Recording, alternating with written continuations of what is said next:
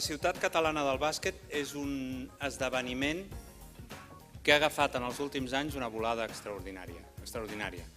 I ara fa 100 anys, un senyor que es deia Eladi Homs va portar el nostre esport, el bàsquetbol, i ja el va generar com el que és, un esport sobretot d'escola. És a dir, un esport que dona sobretot, i no és cap tòpic, és la veritat, valors. Dir-vos que al llarg de tot l'any 2012 preveiem la realització de més de 40 activitats en diferents àmbits. La majoria formen part de la vida esportiva de la ciutat, tot i que aquest any, evidentment, tindran una especial rellevància. Volem engrescar a tota la ciutadania a que participi i gaudeixi d'aquesta festa. Pensem que la gent del bàsquet de Terrassa tenim una gran oportunitat per parlar només de bàsquet. I així s'inicia un llarg viatge que enguany compleix 100 anys i que converteix Terrassa en la primera ciutat de tot l'estat espanyol on es va practicar bàsquet.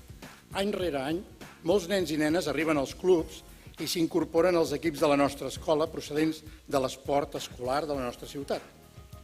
Però la funció principal dels clubs de la ciutat és la de formar jugadors i jugadores com a persones i esportistes al mateix temps. Una entitat important al darrere, com és l'Ajuntament, una activitat que arribi a molta gent i un equip gestor professional fan que estem molt contents i molt segurs que estem apostant per un projecte guanyador.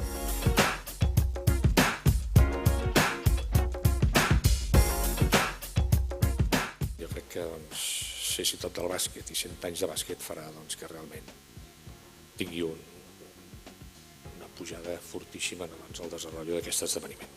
Si mirem el calendari que hi ha aquí, veurem que hi ha una quantitat d'actes socials, culturals, etc., d'integració, i que pensem que això ajudarà a que la ciutat de Terrassa tingui un rellançament. Dir que ens sentim molt orgullosos i molt honorats que aquest any 2012 Terrassa sigui la ciutat del bàsquet català. Precisament perquè celebrem aquest centenari. És la història de moltes persones, és la història de molts clubs, de moltes entitats, de molts col·lectius que han volgut treballar, que s'ho han volgut passar bé, que han volgut assolir reptes, voler treballar de manera conjunta al voltant de l'esport, al voltant del bàsquet, però també construint la ciutat. Llarga vida al bàsquet català i terrassenc. Moltes gràcies.